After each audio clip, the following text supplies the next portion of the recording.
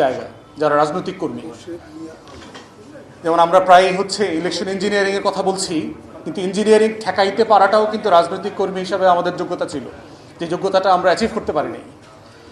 তো ব্যাপারটাকে এরকম যে ওই কাজের জন্য আমরা আসলে যোগ্য হয়ে উঠি নাই। মানে চুরি করছি না ঠিক আছে, কিন্তু চুরি ঠেকানোর যোগ্যতাটা অর্জন করতে না পারাটা কিন্তু আমাদের একটা ফেইলিয়ার। এখানে অলি ভাই আছেন, মানে মানে বর্ষিয়ান রাজনৈতিক ব্যক্তিত্ব, উনি এটা আরও ভালো বলতে পারবেন। নির্বাচিত হয়েছেন, হেরেছেন, সবগুলোর অভিজ্ঞতা আছে। আমি সার্জিস, আমরা তো বয়সে অনেক তরুণ, জীবনে প্রথম নির্বাচন করলাম আর কি এই জায়গা থেকে।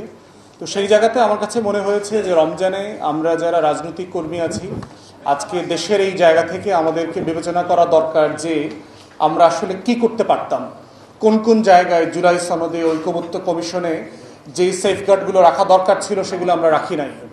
অন্তর্বর্তীকালীন সরকার কি কি ভুলগুলো করেছে, যেই ভুলগুলোর জন্য আজকে আমাদেরকে আবার খেসারত দেওয়ার কথা চিন্তা করতে হচ্ছে, আজকে আবার মাঠে নামার কথা চিন্তা করা লাগতেছে।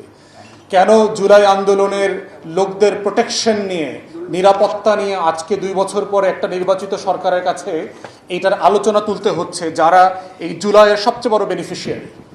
তাহলে সেই জায়গাতে আগামী দিনের যে নতুন রাজনীতির বিনির্মাণ তৈরি হচ্ছে আমরা দেখতে পাচ্ছি, সেই বিনির্মাণের জায়গাতে রাজনৈতিক কর্মী আকারে আমরা যারা বাংলাদেশপন্থী রাজনীতি করে যাব ভবিষ্যতে, সেই জায়গাতে আমাদের ভাবনার দরকার হচ্ছে যে আসলে আগামী দিনের সেই রাজনীতির বিনির্মিত হবার প্রসেসে আমরা আসলে কি রোল প্লে করব, কখন করব, এবং এমনভাবে করা যেন আমাদের শত্রুরা বারবার আমাদের কাছ থেকে এই সুযোগটা না নিতে পারে। সেটা খুব গুরুত্বপূর্ণ।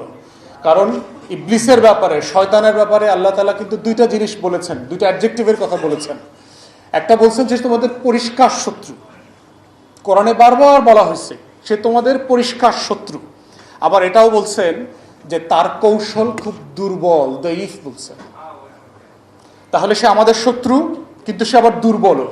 তাহলে প্রশ্ন হচ্ছে রাষ্ট্র সাপেক্ষে আজকে লাআল্লাকুম তাত্তাকুন রাজনৈতিক কর্মী হিসাবে আমার জন্য যেটা জরুরি, সেটা হচ্ছে আগামী দিনের রাজনীতিতে আমার পরিষ্কার শত্রুদের কৌশলগুলো ভেদ করে একটা নতুন বাংলাদেশপন্থী রাজনীতি বিনির্মাণের সেই লড়াইটা চালিয়ে